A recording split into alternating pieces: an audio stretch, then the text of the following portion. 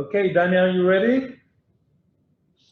Great, so let's start. Hello again, everybody. Thank you so much for being with us. Maybe again, this is the second lecture on water management given to you by MATC, Mashav's Agency for Training Center. One question before we start, how many of you were here also in the first meeting? You can raise your hand or maybe you can react and put your thumbs up. Great, so I see at least one, which makes two of us. This is great. So thank you again for joining. My name is Yoram Morad. I'm the Special Envoy for International Water Affairs at Mashav, Israel's international aid agency. We belong to the Ministry of Foreign Affairs and we work hand in hand with the wonderful team that we have here at MATC in Shfaim, Israel. Today, as I mentioned, we start with the second lecture in a series of hopefully 12 lectures that are trying to deal with the story of water management based on the Israeli experience, which apparently was quite successful because we can say now that we have solved our water problem. And maybe there is something which can be interesting also to people who are coming from outside of Israel. The first lecture was on water sanitation and hygiene, and you can find it at the Mashav MATC YouTube channel. It's already there. Today's lecture will be there as well in a matter of a day or two, and you're more than welcome to just to begin with, to be acquainted with the channel so that you will know that you can find the information, you can find the videos over there. I'll take a minute just to let you know a little bit more about our next lectures. Next week, same day, same time, we will talk about water management. The lecturer will be Professor Ilona Dar, who's with us today. The fourth one, on June 23rd, we'll talk about efficient use of water. This is something that can really make a big difference with no investment actually in infrastructure, so it's very important. Following by water harvesting on July 7th, and then reducing water depreciation, water purification, water reclamation, water quality control, water for agriculture and irrigation. We will also give it one lecture, water desalination, and the last one hopefully will be about water tech and innovation. Today we have Mr. Danny Lacker here with us, Head of Water Security Emergency and Cyber Division at Israel Water Authority. And he will talk about water security and emergency management in difficult times. Now, before I give Danny the floor, because he will probably be able to tell you better about what they are doing and present himself, we have, how would they call it? Like a message from our sponsor. So bear with us with a 1 minute 40 seconds of video telling you about Mashav, Israel's international agency for aid. Let's see if I will manage now. Share screen, the video, share, and play. Mashav, Israel's Agency for International Development Cooperation, was launched 60 years ago to share the know-how and technologies which provided the basis for Israel's own rapid development. Mashav aims to empower those living in poverty in a holistic and innovative way and support fellow nations and communities in their struggle to achieve sustainable development, placing people at the heart of its initiatives. Our agricultural programs use unique techniques and farming methods to increase sustainability, food security, and hunger eradication. We believe that investment in education is an investment in our future and an agent for change around the world. We coordinate Israel's official humanitarian assistance, building medical facilities and supplying medicine in the wake of earthquakes, floods, famine, and other disasters. Mashav promotes innovative entrepreneurship as a means of advancing growth and prosperity. We believe that gender equality and women's empowerment are central to reach sustainable development. Our philosophy is to leave no one behind. During 6 decades, Mashav has trained over 300,000 people from more than 140 countries and has established development projects worldwide. Mashav, Israel's Agency for International Development Cooperation, is celebrating 60 years of sharing its experience and partnering for a better world.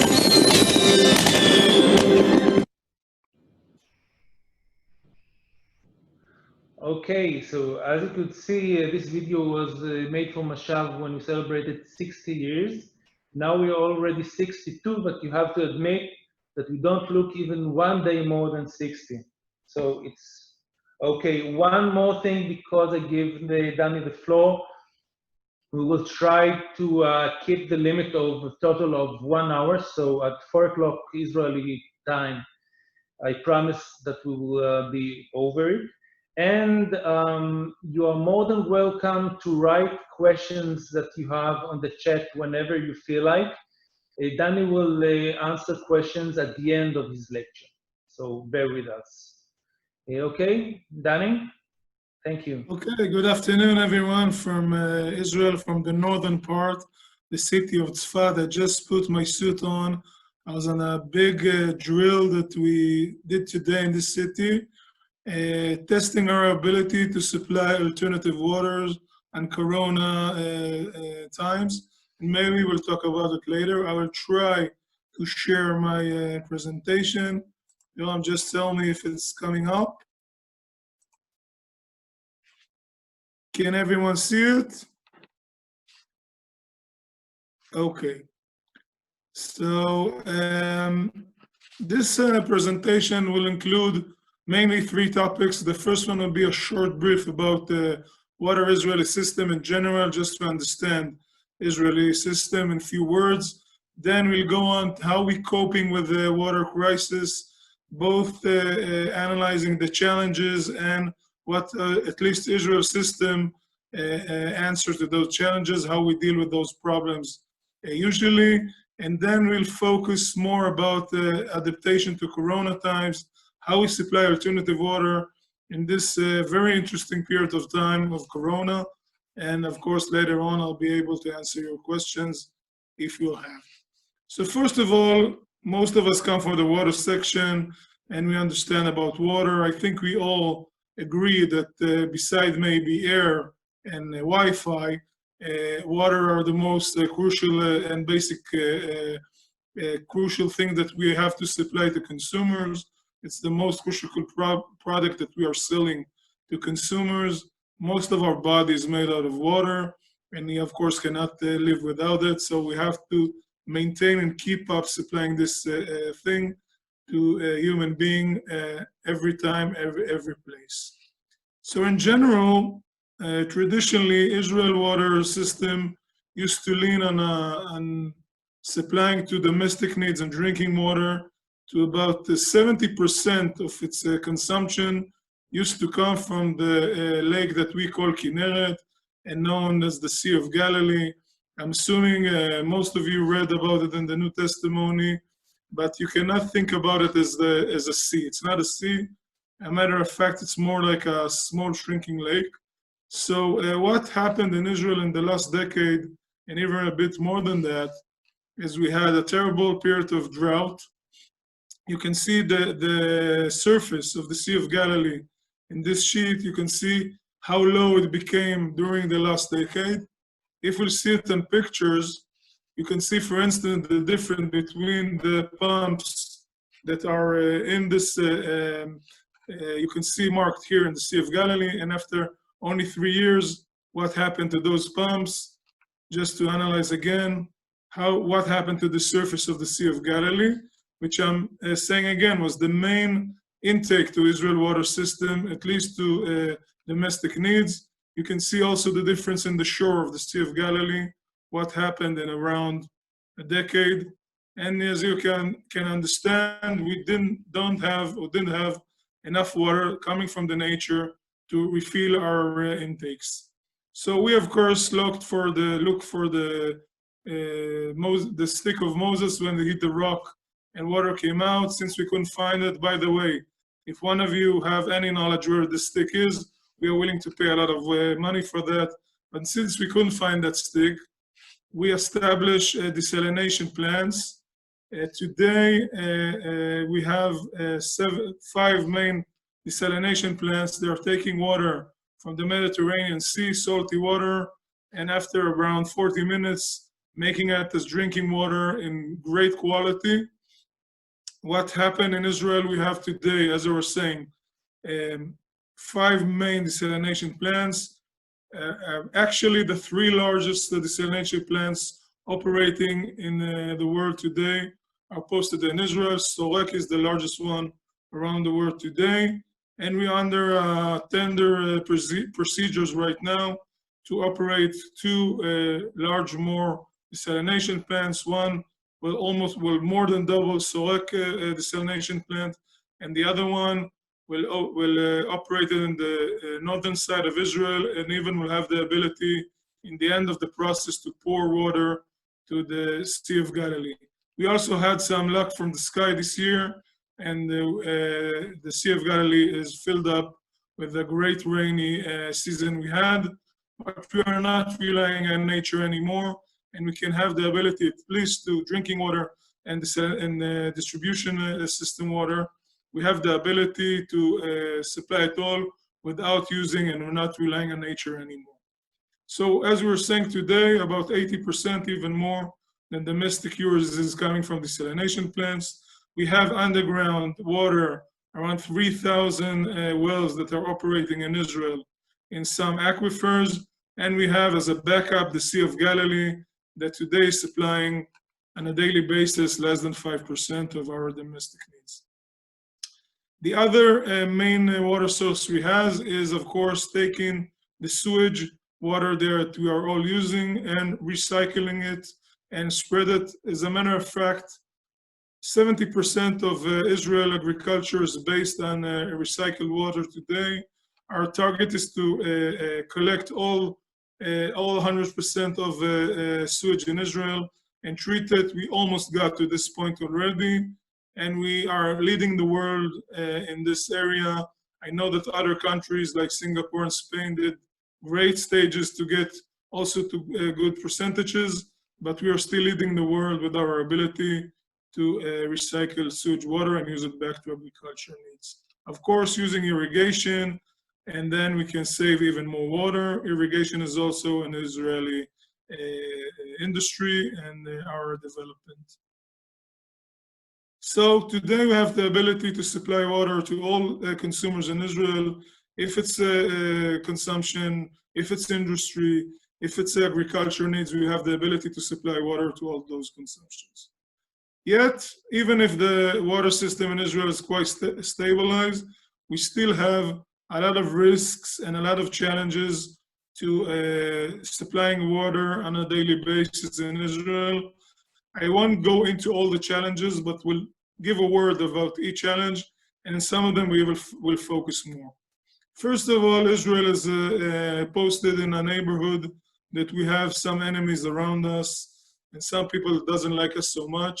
So we have on a daily basis challenges of terror threats that will try to contaminate our water system and try to make us disabled to supply water. We are putting a lot of efforts, both in intelligence and also with all kinds of CCTV cameras, online detection systems, and a lot of other things that I won't go into to protect our water systems and our water facilities. All water facilities in Israel are kind of protected in all kinds of ways. Some are more, some are more less, but we are touching and analyzing and getting data from all water facilities in Israel on a daily basis. Another thing is that Israel is posted on the Syrian African Reef, and from time to time, about around 100 years in a row, we might fall into an earthquake, And that is maybe the most challenging scenario that we have to deal with water supplying, because in earthquake, and I'm sure a few of my colleagues that are in the audience right now know much better than I do about earthquakes, but earthquakes, beside damaging water systems, also might mix between water and sewage water and can create us contamination. So this is one of the challenges that we are taking care of and putting a lot of efforts to make sure that we can supply alternative water and supplying water on all systems when we have earthquake. But in the last, I think, 5-6 years, we had a new challenge, like let's say the new guy in town. If we're focused in the past most about the physical prevention and security prevention against terror and against other actions, now we have cybersecurity challenges. And I'll show you a short clip how we all depend and relying on our daily basis on computer systems. I hope it will come up. Emma.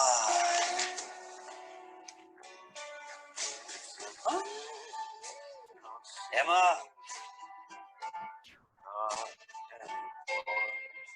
Emma. Emma.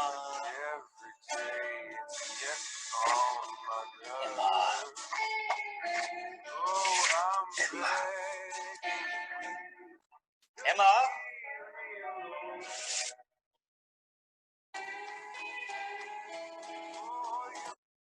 So although we cannot solve all our problems with computers, and some things we are required to operate manually and physically, today the water systems are becoming more and more automatic and more operated by computers and by cell phones. And also the employees that work in water system are younger today, and they know exactly how to operate systems by cell phones and by computers. But if they have a physical challenge, I'm not sure they're able to do that. I'll give you a short story about my son, which is a student, and he knows how to operate computers remarkably. But a few weeks ago, we had some problems with his car, and he asked me, I cannot run my car, what will I do? I told him, my son, I put you some jumpers in the back of your car that you can operate and start the engine. And he didn't understand what I was talking about. So that's kind of the new generation. And we have to make a lot of protection for our systems, and also a kind of a challenge and educate the new employees in the water system how to operate manually systems and not only by computers. But I talked until now only about the bad people's earthquake, terror, cybersecurity issues, but sometimes technical problems and just setups can create the same reality. For instance, about 15 years ago, there was a city or a town in Canada called Walkerton that had a contamination on few of its intakes because of a chemical spill, and eventually 7 people were dead from this event, and more than 2,000 was hospitalized. So this is one of the challenges that we might meet. The same occurred in China in 2010 in the city of Harbin because of a chemical spill. More than 100,000 people will have to evacuate from this city, and they have to kind of rebuild again this part of the city system and infrastructures because of the contamination. It was a few years ago also in Charleston, West Virginia, the capital of West Virginia, because of a chemical spill that came from one of those tanks. More than 300,000 people didn't have access to good quality water and weren't allowed to drink tap water for about 2 weeks, and they had to find all kinds of solutions. We even sent a delegation to give some advice over there as well. And not recently, we also have this event in Flint, Michigan, with the shape and the color of the water, as you can see, was created because of a problem in the water system, creating a lot of problems supplying water. So eventually, it's not that crucial what the threat is, cybersecurity, general security, earthquake, technical problem, we might fall to one of two stages. The first one, quality, lack of water, or opening the tabs and water are not coming out for consumers. The other one, which is more complicated, is that you have water running on the tabs, but they are without the quality we would like to supply, and we might make damages and create some health problem to our consumers. So when this kind of event happens, we have to face it in three main issues. The first of all will be the fast recovery of the water system. Of course, it's in all infrastructure is the same, but because water is so crucial, we cannot wait until we fix and recover the system. We have to supply alternative water in different ways, and we will focus about that in the few coming slides. And of course, we have to give the public information. It makes it make it them more calm. And if people know if it's allowed to drink water or not, or prohibited to drink water, or if they get alternative water, should they drive to the other side of the city or just go out of their houses and find their water? It's very crucial information that we have to supply 24/7 to consumers that are under water crisis. In Israel, the main system is built that we are telling consumers you won't get the water at your houses. You have to get out of your houses to what we call water supply stations, based on school, sports court, public places that people know how to get there and know how to find those places nearby their houses. We will operate them with water tanks. We'll focus on those black tanks in a second. Of course, we will post employees that will make sure that there's a public order in those stations, police officers. They will be, of course, employees and even volunteers that we are operating those kinds of stages. And eventually we'll call consumers, come, take water from those tanks, go back home, and if we need another around, come again and consume water. And of course, we have logistically to refill those tanks, because if consumers will come to empty tanks, then they will get to panic. We have to make sure that those tanks are all the time filled with water and we can supply alternative water. So in Israel, we have two main kinds of water supply station. The first one, as I mentioned now, the other one is based on bottled water. We have, as Israel Water Authority, we bought in advance from the main suppliers and the main supermarket nets around 9 million bottles of water, and in times of crisis, we can operate them on supermarkets or other public places. And the main idea is to create kind of this map, as you can see in this slide, that consumers won't have to drive to one side, from one side of the city to the other side. They will walk not more than 300, 400, 500 meters maximum to get to a water supply station. This is the contingency plan that we have in all water consumers in Israel and on municipal utilities. As I mentioned, those black tanks, we're used to based on those tanks for many years. But when we figure out that we have a lot of problems using those black tanks, first of all, they take a lot of space. And in Israeli real estate reality, usually we find them thrown away to the yard and not fit to use. The other thing, they are required to be clean and chlorinized at least twice a year. And usually when I come to do some checkups in water corporations, I see that they not quite took care of that and they forgot to chlorinize and so on. And that might create a problem. Third problem is we are requiring a lot of heavy trucks and tractors and heavy equipment to shift those water tanks from place to place. And the fourth and maybe most crucial thing is people do not like to drink from those black tanks. It doesn't fit the 21st century. In the Israeli heat, it's becoming more like a tea than drinkable water, and it's not clean and it's not looking good. So we went to the Israeli industry and we went to large kinds of tenders to supply alternative. We had a lot of stages and a lot of kinds of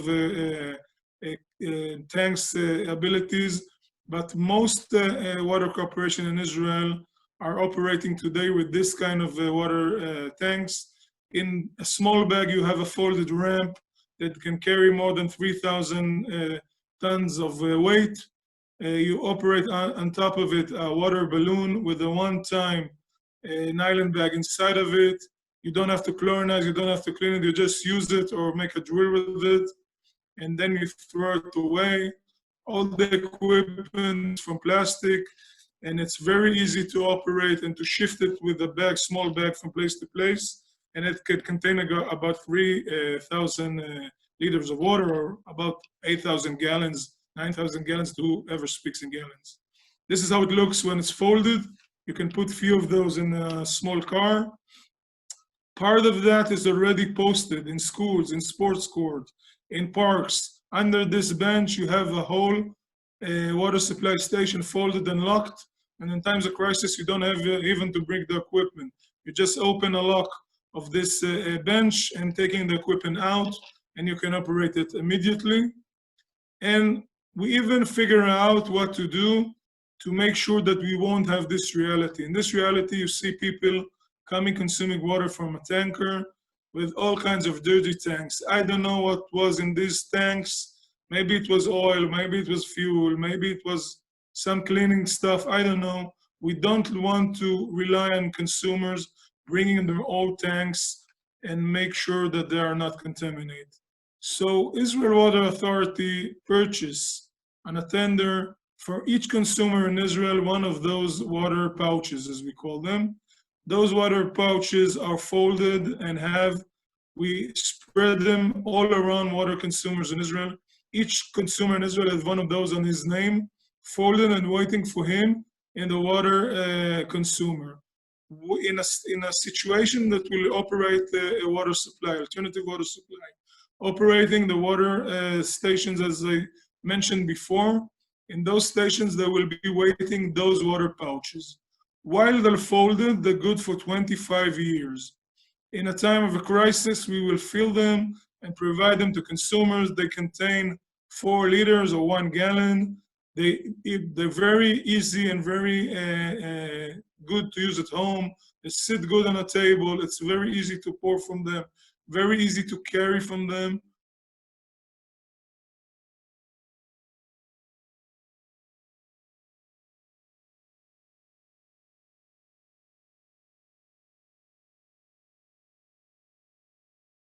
Besides being a regulator and making sure that all water consumers in Israel are prepared and ready to do those missions, we are also an operator, besides being a regulator, and we have a few abilities. Of course, we can operate commanding and control centers, making sure and seeing and analyzing where are the major problems in Israel. We are doing to ourselves drills.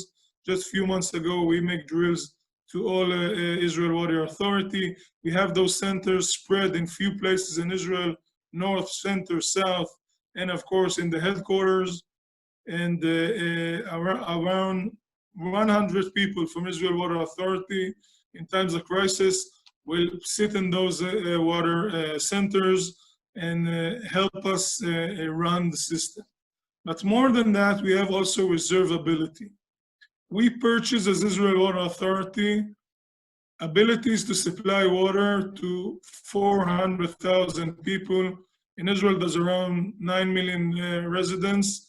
And as we were saying, each water corporation has the ability to supply alternative water to his consumers. Yet, to make sure as a backup, as a national reserve, that if one consumer cannot, from any reason, supply alternative water, we have spread again this equipment in 3 places in Israel: north, center, south. As you can see in this box, you have the folded water supply stations, the water pouches, chairs, tables, megaphones, vests, hats, anything that you require to operate water supply station. This is how it looks in the storage places. And we have even the ability today to spread it. And more than that, we have the ability to control and command exactly where each of those water pouches or water tanks are posted. The tanker that shift water to those tankers. Where is it exactly, and how much water is in the station and in the tanker, that we can make sure and control that we get enough water in all stations. And we even have the ability to purify both desalination water to make desalination water or other contamination. We have facilities to desalinate and clean water and shift it to consumers if required. So I think we have a good ability to supply alternative water, but I was in the last few years thinking all the time about sewage as well. In kinds of storms, earthquake, and even other problems, when you don't have flowing water, the main challenge might be using the toilet right and not drinkable water. For instance, in the Katerina event, the most crucial challenge was the toilets weren't running and all kinds of diseases spread in New Orleans and created a lot of dead people. So we are trying to figure out what could be a solution. There's what we call in Israel chemical toilets, which is more like holes that you do what you have to do, and a truck comes and clean it from time to time. It's a very complicated logistic mission to operate it, and those toilets are usually spread around all kinds of thousands of building infrastructures and sites, and to collect them in times of crisis and operate them is very, very problematic. So we went to the Israeli industry and tried to figure out what could be the solution. I'm happy to say that the Israel Water Authority is purchasing right now and has already started to get the equipment, alternative toilets to times of crisis. We are purchasing for 400,000 people again in the coming few years, and I'll show you a short demonstration how it looks. I just will say you don't require water to operate those kinds of toilets, and I hope you see it in the film. A few minutes and you will see exactly how we operate this system.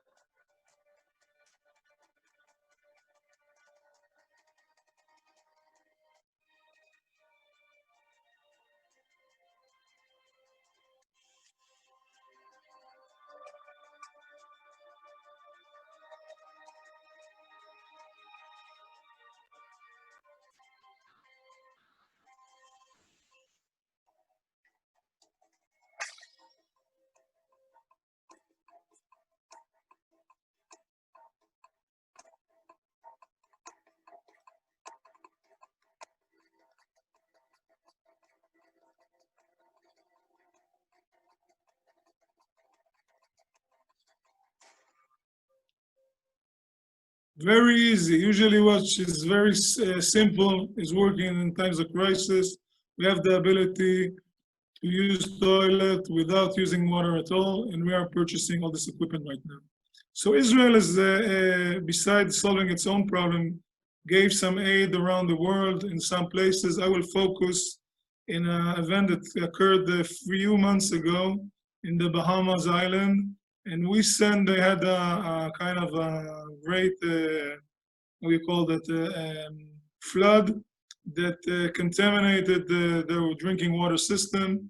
We sent a delegation from Foreign Minister of Moshav in Israel, Israel Water Authority, and a wonderful volunteer organization called Irrigated, and we sent a delegation to the Bahamas to assist them in supplying alternative water. We were providing them alternative water for a few days, leave the equipment over there, and of course sending our experts how to also recover the water system. I'll show you again another clip that shows what was happening in the Bahamas.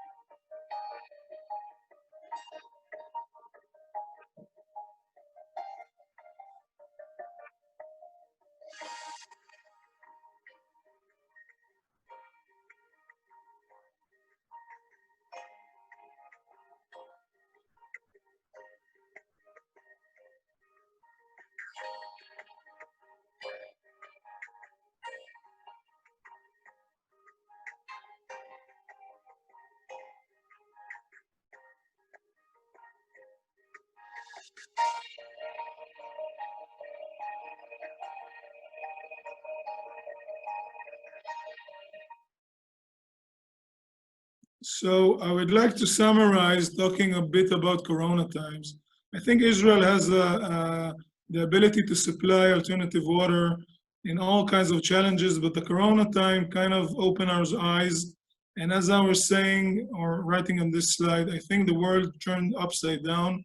Everything we were practicing to, everything we thought and did almost automatically, and all kinds of security and emergency challenges are changed during Corona time, and we have to figure out how to do it on different ways. If we're on automatically basis and kind of immediately when we have any challenge or any crisis, we go to a control and commanding centers and crowded with one with each other and operating those centers. Of course, it's the wrong thing to do in times of Corona, and we had to work, most of us from home, and some of us from the office or from the fields, but not gathering together in control centers. The other thing is our kind of natural thing and kind of an instinct whenever we have a problem to go strictly to the site and touch people and make sure they have all kinds of solution. Usually when we have a challenge, I'm the first guy in sight, but here again, it's not the right thing to do. We have to maintain a distance from people, and we didn't run to each problem we have. We had to use more phones, Zoom platform, and so on to operate those kinds of challenges and not touching people like we are using on a daily basis. Although our whole system of supplying alternative water is coming from gathering people into the water supply stations, we had to change our systems, and we had to make sure that consumers that are coming to water supply station will remain in distance. It's changed the pace or the time it takes to supply water. We had to fill in advance more water and just come and tell consumers, come and take it. We kind of put less police officers and volunteers in the water supply stations and kind of more sit on top of the hills with all kinds of ability to talk and taught people what they should do, or living in signs what to do and not touching them on a daily basis. And when we try to analyze what could be the risk of in times of Corona to water and sanitation system, so the main challenge or the main thing I'm worried about is that the infection of many employees can kind of make, together with a technical problem, a challenge that there won't be anyone to take care of this technical problem. And of course, if employees will be sick or even just sitting at home, we might have a problem. When people are sitting at home, we have a lot of fake news. I will show you in a second one example of fake news, and we had to be very alert to those issues and to react immediately. We have to find a different way how to distribute water, as I was saying before. And on top of that, we also had kind of cyber attacks coming from our enemies that make this thing even more crucial.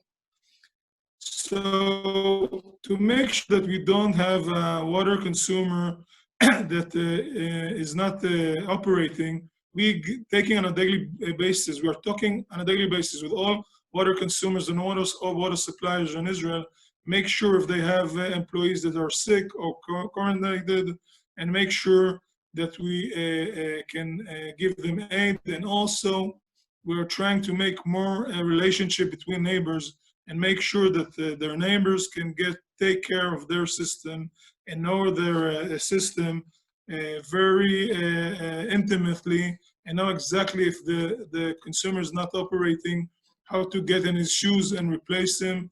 And we are making a lot of drills and doing that as well. I was talking about fake news. This is in Hebrew. I just translated the red stuff down of the sheet. It says it was in one of the main news channels in Israel. It says, do not drink water from the tap. You have to boil the water before you drink them or brush your teeth. In China, they always boiling the water, which it was fake news. And it got to one of the main challenges in Israel, one of the main channels in Israel. So we had to immediately react. We have few of those coming in the first wave of the Corona. As I was saying, we were supplying more bottles and also giving all kinds of alternative system how to supply alternative water whenever we had this crucial thing. I will summarize with this slide. I think, at least me, as a guy that deals with emergency and security almost all his life, you have always to be prepared. You cannot know exactly what will be the next challenge, but if you do the preparation, buying the equipment, making all kinds of contingency plans, making drills. I'm a big believer in drills. Make drills all the time, even if the challenge will be not as you expected. For instance, we didn't expect the corona to come.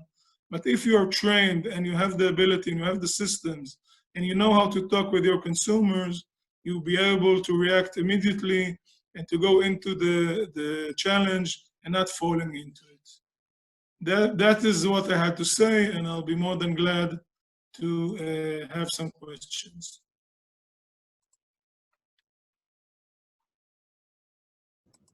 Thank you, Danny. Actually, I must encourage everybody to not be shy and ask questions because we don't have too many. Let's just move on a few that we got. Where's Luis? Yeah.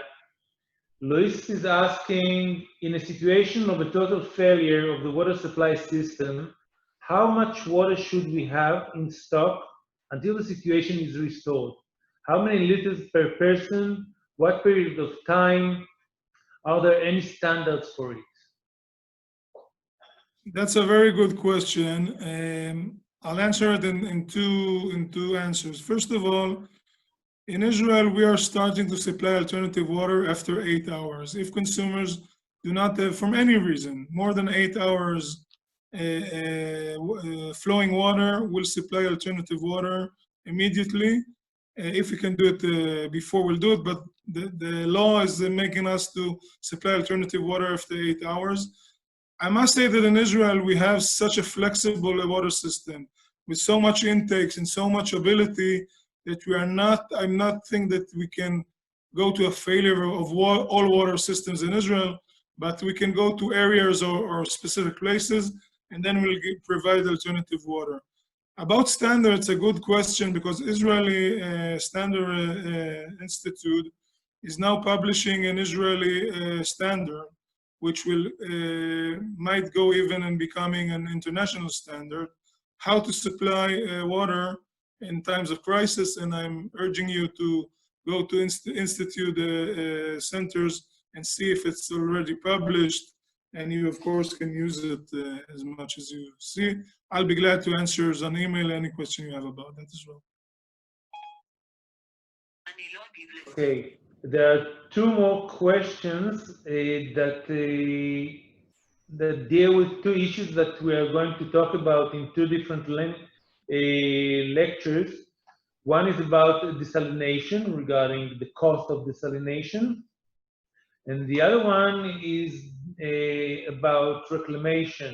So I will ask you in any case if you can answer shortly, but again, please do remember that we're going to have a whole lecture about reclamation and the whole lecture about desalination. The first question is, out of the waste water, 95% is treated, 86 is reused. Sorry. Where does the rest 9% go and why? And the second one is about the cost budget for the desalination process. I mean, what do you do with desalination, taking into attention the fact that it's quite costly? As I was saying, I'm not an expert to those issues. I will answer shortly, and I hope that you will get better answers in the following events. But regarding to desalination plants, I do not know exactly the cost, but I can say that now we finished a new tender of a new desalination plant, and according to the first desalination plants we had in the past, it's around 50% of what it was cost in the past. In Israeli shekels, If in the first desalination plants it was around, producing it was around 3 Israeli shekels for a cubic meter, today it's around 1.5, even less than that. So that's the prices, but I'm sure there's better expert to give those data than I do. The other thing about reclamation, the target is to collect all water, sewage water. We're collecting, as we're saying, about 95%. I think the difference between that and the percentage of treating is the level of the treating, because there's few stages of treating, and we're not all the water that or all the sewage that are treated is going back to agriculture. If it goes back to nature or someone, we won't call it as treated. But again, I'm sure that you will get better answers than mine in the coming sessions. Okay, another question that actually I will not even ask you to answer, because people will get the answer next week. So it's a kind of teaser. Like if you really want to know, be with us next week. The question is from a name in Chinese that I cannot read, I'm sorry. How does Israel determine water price? I learned that in Israel, the less the water consumed, the lower the water cost. The unit price is determined according to the water quality and quantity. This has greatly encouraged people to save water. China should learn from it. Actually, it's half a question, half a declaration that has a point, and as I said before, tune in next week and you'll get the full answer from Professor Ilon Adar, who's still with us even today. Let's see, there's another question that maybe I will try to answer a little bit. How are you assisting neighboring countries such as Jordan? Are the wells along the Jordan River used to agriculture or human consumption? Well, in 1994, we signed a peace treaty with Jordan. And according to the treaty, there were several paragraphs dealing with water. What we can say about the situation now is that we actually take money, water from the Lake of Galilee that was mentioned before, which is our main source, used to be our main source of clean water. And we send water to Jordan. The treaty is talking about 50 million cubic meters. Am I right? Yes, you're right. Yes, and some rumors say that maybe it's going to be much more. So in a sense, The reality, from, the reality is we sell them more than in the treaty because we have the ability and they have the need. yeah. So in a sense, apart from the fact that we are trying to practice good neighboring relations, we are in a situation where we are able to provide everything that is needed for our country and to export to other countries as well. And this is even before we open the next, I think, 2 desalination plants that are being planned. Let's see if there's another interesting one.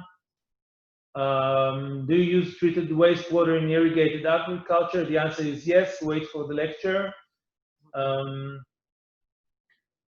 Okay, I will skip more questions about desalination. I will have to prepare the lecture to the fact that he's going to have thousands of people asking questions, apparently. Another question about desalination. We have a few more minutes. So I would like to ask a question. I don't know if you can answer about it briefly or maybe in another opportunity. You're also responsible for cybersecurity. Can you tell us a little bit about that? Yes, as I mentioned before, systems are more and more automatically and operated by computers and cell phone. Israel Water Authority is making checkups and abilities and make sure that all water consumers are protected, especially in what we call OT system, operating system, make sure that our arrival won't penetrate them and try to do some damages or changes. But the main line of protecting those systems, beside the cybersecurity, which I won't go into, is the veracity and the abilities, the complexity, and let's say the abilities to supply alternative water, or the abilities to supply water from other places. Because as I think most of you even read on the press, there was few attacks during the last period of time.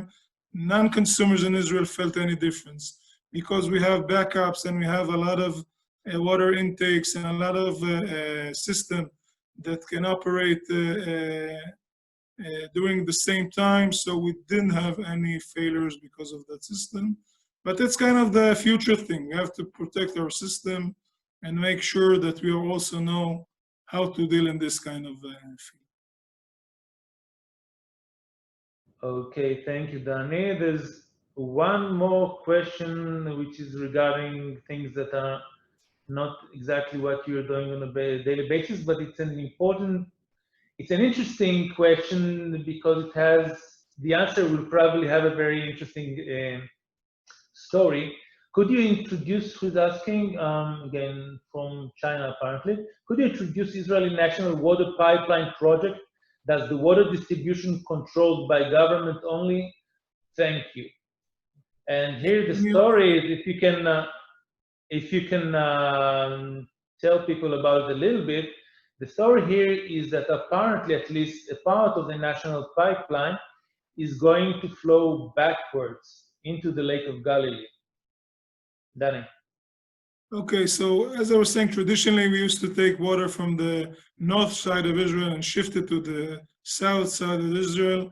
Because of the climate change and because of the desalination plants, we are kind of oppositing the flow of the water from the south to the north. But as you were saying, the northern desalination plants that will operate and start working around 4 years from now will have the ability, besides of supplying water for northern cities in Israel, will have the ability also to fill up the Sea of Galilee in drought times and make sure that it's not getting to the lowest points. Great. We have time for one more question. I will choose the one from Constantine, I think. Oh no, let's take this one. The water pouches that you have mentioned, are they available for commercial purposes? Can people buy them? In Israel, we bought them as a government, but they also can purchase in kinds of stores. And of course, there are a few people that supply those. If she'll send me an email or to your email, I can send her some details of few companies that are producing those pouches, and we'll be glad to connect. Great. And then we have Constantine here that is asking if we're planning short-term online courses related to water issues in the near future. The near future will be probably after September, because we are going to continue with this series of lectures until September. Moreover, the heart of the activity of Mashav is short-term courses that are being held here in Israel. And there's nothing like it. I mean, no online course can replace them, because when you're here, you'll get much more information and you'll be able to see things with your own eyes in guided tours that you will get, and so on and so forth. We need the Corona crisis to end before we can do that. I would like now to thank Danny so much. I think it was a brilliant and very important and full information lecture.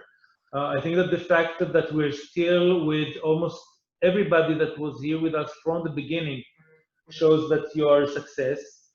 And again, I will really be happy to see all of you also next week with the lecture given by Professor Eilon Adar.